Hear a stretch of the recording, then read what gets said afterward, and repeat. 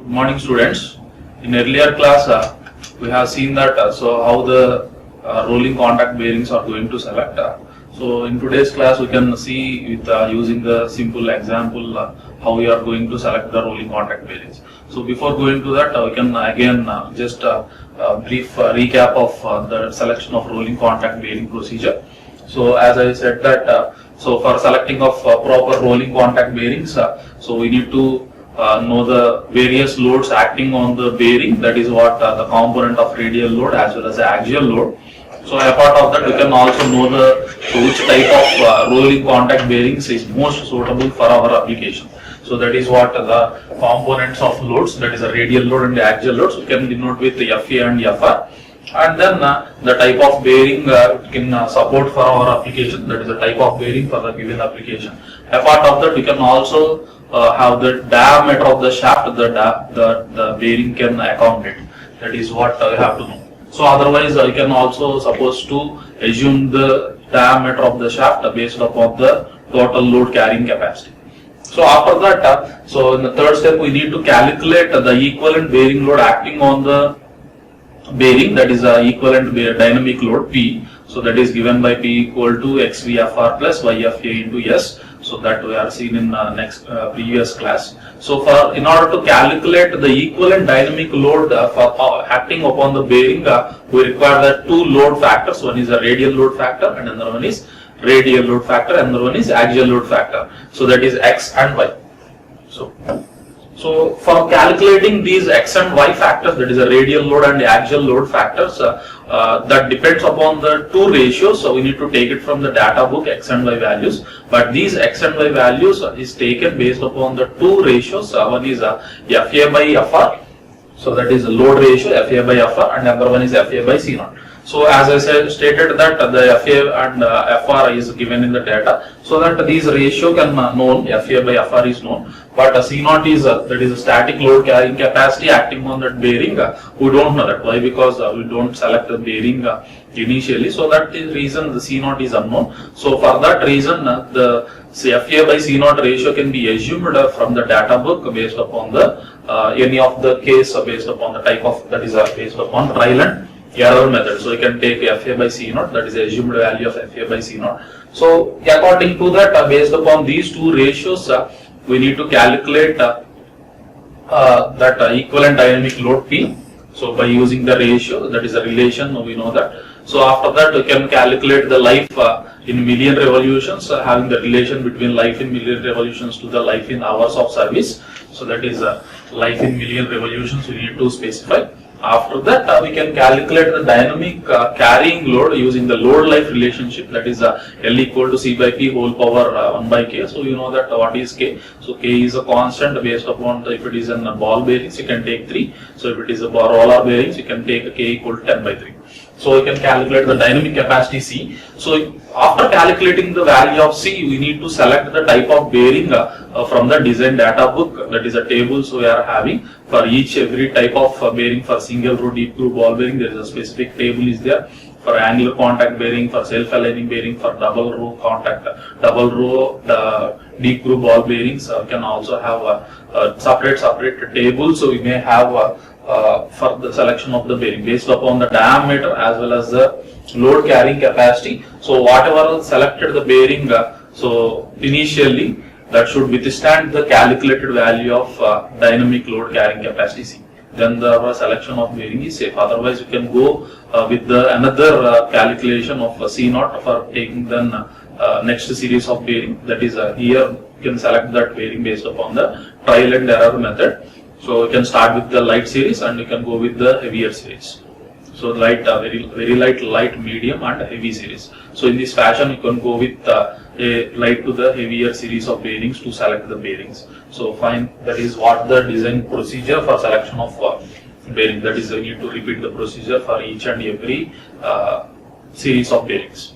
So now we can look into the example model for selection of bearing. So for example, I can take in a single row deep groove ball bearing. So in the name itself, it is a one of the type of bearing. So as I stated that for doing the problems, that is a selection, we require load. So as load components FA and FR, and another one is we can also need to know the type of bearing for our application. So here the application of the bearing is not given, but instead they given the type of ball bearing is suitable. That is a single row deep groove ball bearing. So under radial and axial components is given. So that is a radial load is 4000 newtons and the axial load is 5000 newtons. That is a radial load is denoted by FA and FR, and the axial load is denoted by FA. And also speed of the bearing is also given. That is a 1600 RPM. It is rotating at. So along with that, it can given in the problem. It can operate around 5 years, 10 hours per day. So with 300 working days per year. So as well as the load type of condition is also given, uniform and steady load. So here load can be denoted by FR and axial radial load, and FA is axial load, and speed is given. So here, so there is a life is indirectly given here. So we need to calculate in a fashion in our total hours of service. That is here they mentioned 300 hours, 300 days, and 5 years and 10 hours per day. So we need to calculate life in hours first. So let us see how the life in hours can be calculated. So that is so life in hours is given by 5 years, and in each year that can operate in 300 days per year and 10 hours per day. So totally the life in hours can get life in hours as 15,000 hours. So we have the relation. So in order to calculate the equivalent dynamic load, the life of the bearing should be represented in million revolutions, so that life in hours can be converted into million revolutions. We know the relation 60 N LH by 10 power 6. So speed N is given, and life in hours we are calculated here 15,000 hours. So under that, from that you can calculate life in million revolutions, that is capital 1440 million revolutions. That is the life of the bearing for our application. So and let us go into the selection. So initially we need to select the X and Y factors, the load factors based upon the two ratios, FA by FR and FA by C0. So using that we need to take the values of X and Y.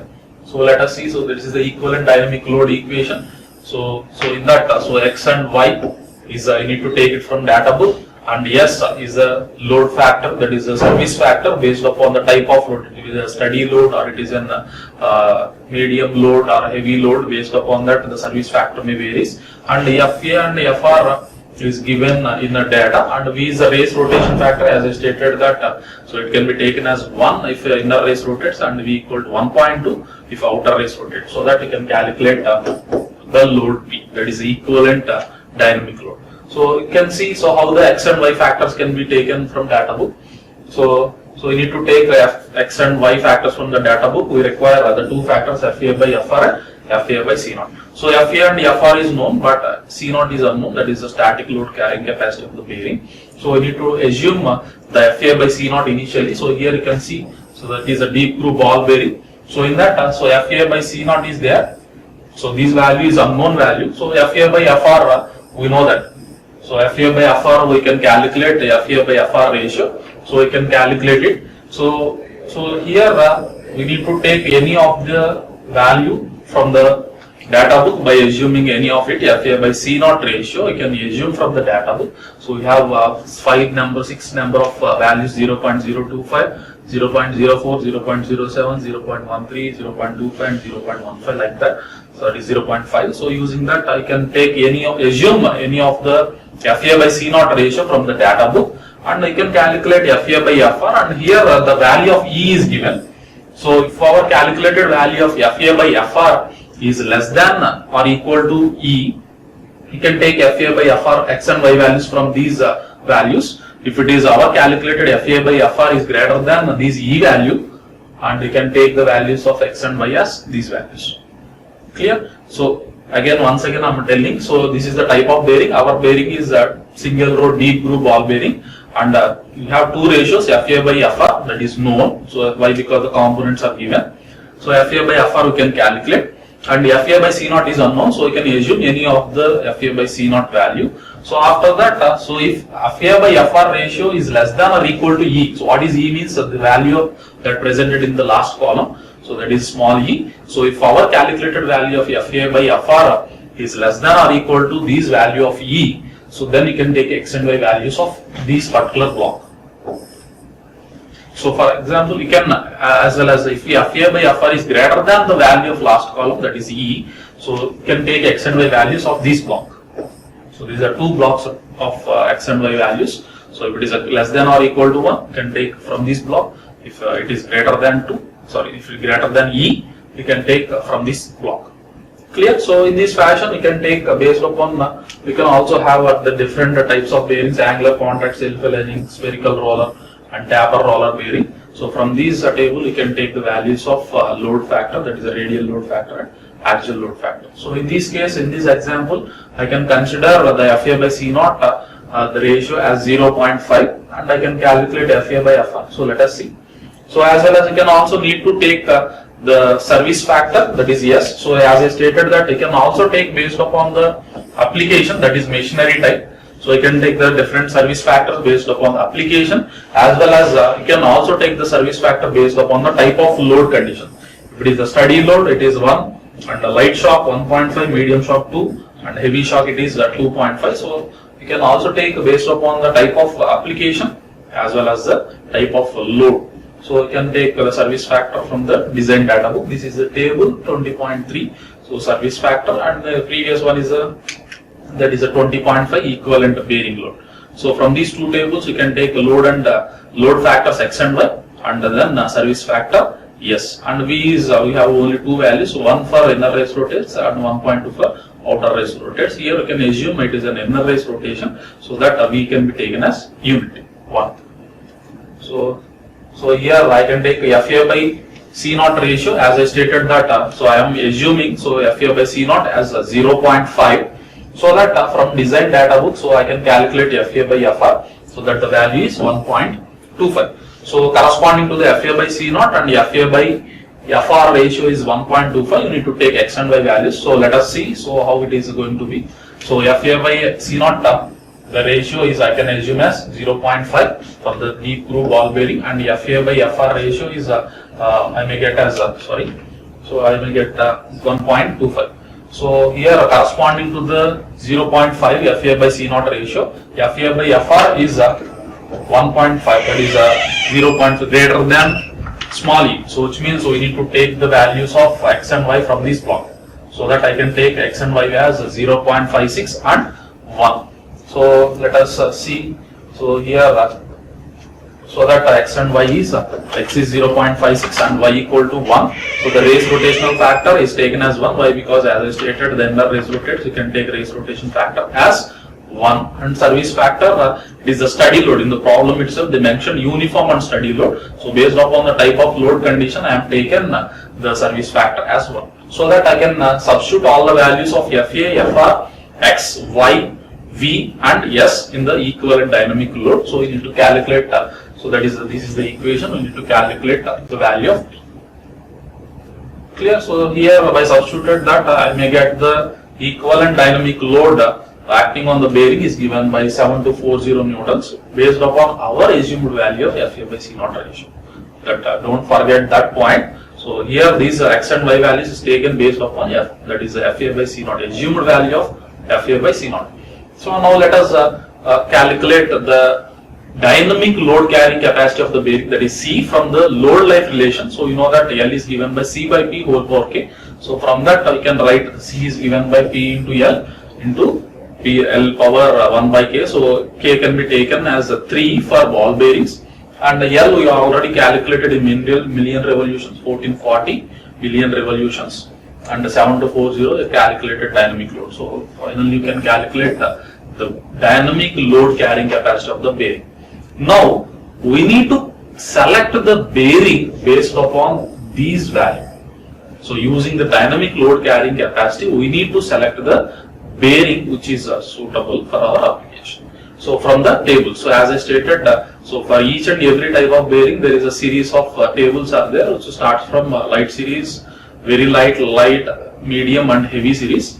So here the deep groove ball bearings which starts with 6, and if 60 represents so 6004 which is a light, very light, and 6204 light, 6304 which is medium, and if it is a heavy I can go with the 6404.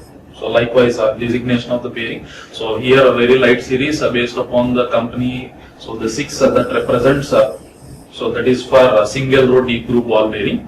So 0 represents for a very light series, and 2 for a light series, 3 for medium series, and 4 for heavy series. So we can start with from the light series to the heavy series.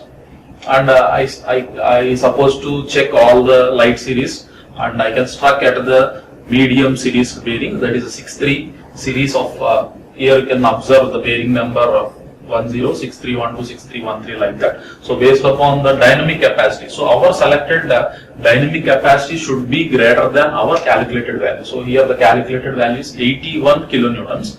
So whenever we select the bearing, if the diameter is given, you need to select particularly that diameter. So here in this example problem, the diameter of the journal is not given, so that I can suppose to take any of the diameter of bearing, so that I can select the dynamic bearing based upon the dynamic load carrying capacity. So here I can see, so it is 47, 80, 53, 62, 71, 79, and here it is 89 kilonewtons. So here it is 6315 is suitable for our application. So it is 81 kilonewtons. So if you select the 6314, it is only 79 kilonewtons. So our calculated load, that is our load, supported load, has to be 82 kilonewtons nearly. So our selected bearing should have the greater load carrying capacity than our calculated value. So I need to go with these 89 kilonewtons, that is 6315.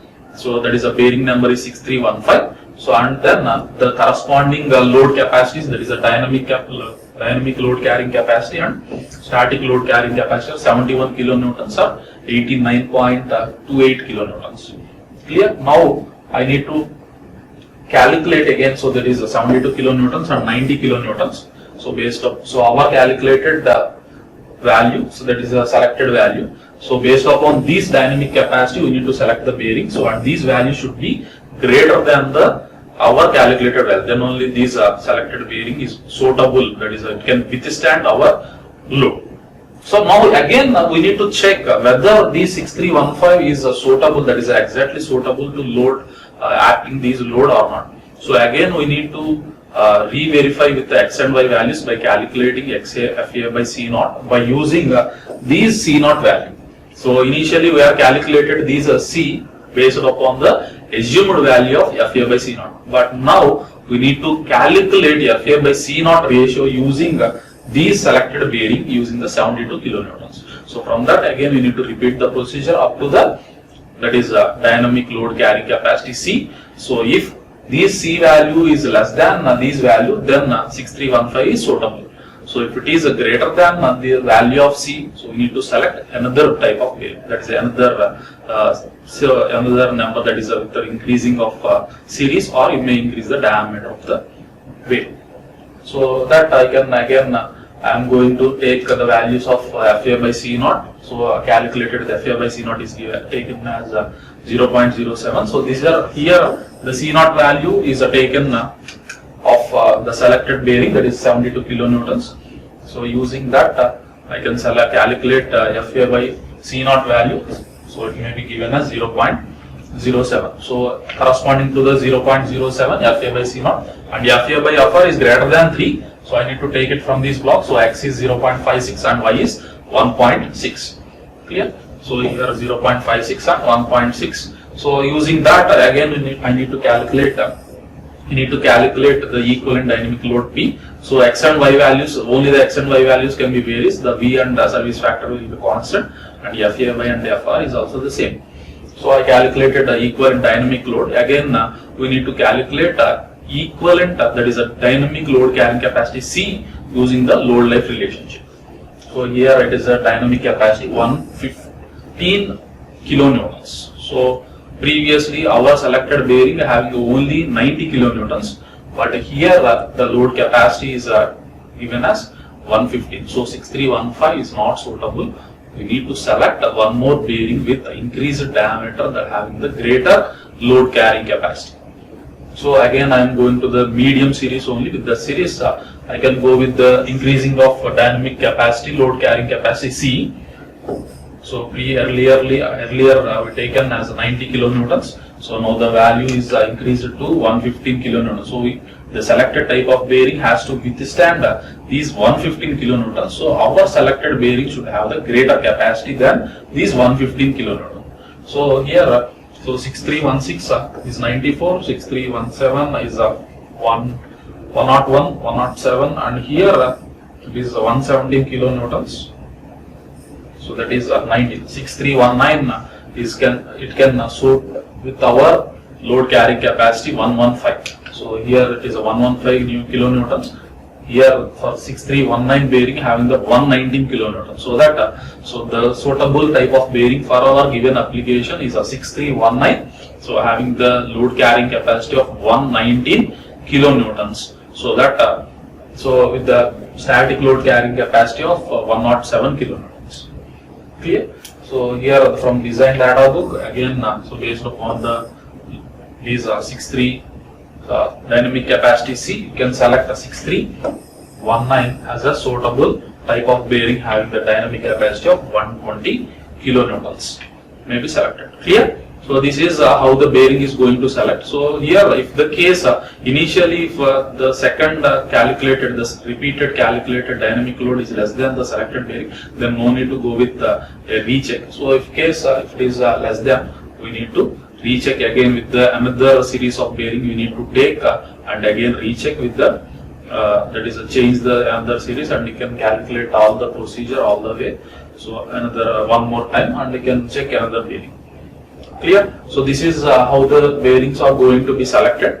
So for single row deep groove ball bearing. So you can also see one more example for that. This is a angular contact, single row angular contact bearing. So in this case the FA by C naught ratio is not available. So you need to take FA by C naught. So directly you can take X and Y values from based upon the FA by FR value. So here I can give the load bearing number is given directly 30310. So it is a bearing number and the application is also given, and the load factors is given, that is a axial load FA and FR is also given, and the type of load is also given. So it asked for determine the rating life of the bearing. So here from the data book, so it is angular row contact bearings. So for angular row contact bearings, you can take directly the X and Y values from the design data book based upon the FA by FR. So no need to assume FA by C naught for angular contact. These FA by C naught factor ratio is only considered for single row deep groove ball bearing. So all the remaining bearings, we don't have any FA by C naught ratio. We can directly take the X and Y factor from based upon the FA by FR. So using that FA by FR here, so you can find that from the design data book X and Y values as 1 and 0.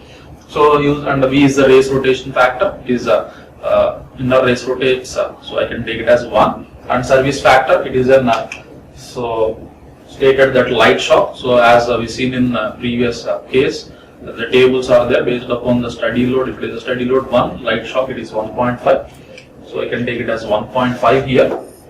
So race rotation factor 1 and X and Y factors 1 and 0, and equivalent dynamic load I can need to calculate here.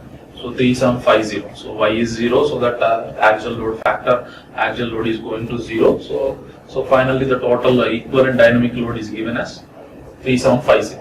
But we need to calculate the life. So life, for calculating life, we need the equivalent dynamic load, that is P, as well as the C value, that is a dynamic load carrying capacity C. So that need to be taken from design data books. But in this case, they given directly the type of bearing as well as the bearing number. 310 is the bearing number is given already in the data. So we need to take from design data book so it is a 310. So you can take the value of C. So 7310. So it is a single row angular contact ball bearings for 310. So 310 means it's a series. So you can start with 7. So single row deep groove you can start with 6. Here angular contact that you can start with 7. So here 7310. So it is a 7310 is the series that is given. So correspondingly you can take the values of C0 and C. So C is given by 52 kilonewtons. So here So here it is a 52 kilonewtons. So based on from design data book, you can take corresponding to the given bearing number, you can select, you can take the value of dynamic load carrying capacity C. So using this value of P as well as the value of C taken from data book, you need to calculate the life of the bearing. So we know that load life relation, so L equal to C by P whole power K. So C is taken from design data book and P is calculated, that is equivalent dynamic load. So we calculated the life in million revolution. That is the only thing that asked in the problem here. So that is determine the rating life of the bearing. Clear? So this is how the bearings are going to be selected. So using the table. So initially you can start with a light series bearing and can end with the heavy series bearing. So for single row deep groove ball bearings, the X and Y factors can be taken based upon the FA by FR and FA by C naught. So FA by FR is known. So but FA by C naught ratio is unknown. Why? Because the C naught is unknown for the bearing. So we need to assume FA by C naught initially, then take the values of X and Y from the design data book. So initially you can assume FA by C naught and take their corresponding X and Y values, and then calculate the value of P, equivalent dynamic load, and calculate the value of L, that is the life in million revolutions. So we have the relation. After that you can calculate the dynamic load carrying capacity C from the load life relationship, that is L by C equal to L by P whole power K. So load life relationship is known. From that you can calculate the dynamic load carrying capacity. Using these dynamic load carrying capacity, you can select the bearing.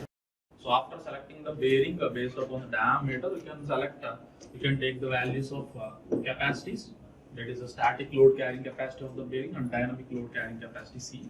So again you need to calculate the FA by C naught using the selected bearing C naught. So after calculating the FA by C naught, you need to check with again you need to calculate the dynamic load carrying capacity C, and this C value should be less than the value of calculated C. If it is greater than the selected bearing dynamic capacity, you can select the next series of bearing from the design data book. Clear? So this is how the procedure is going to be selection of bearings. Clear? Thank you.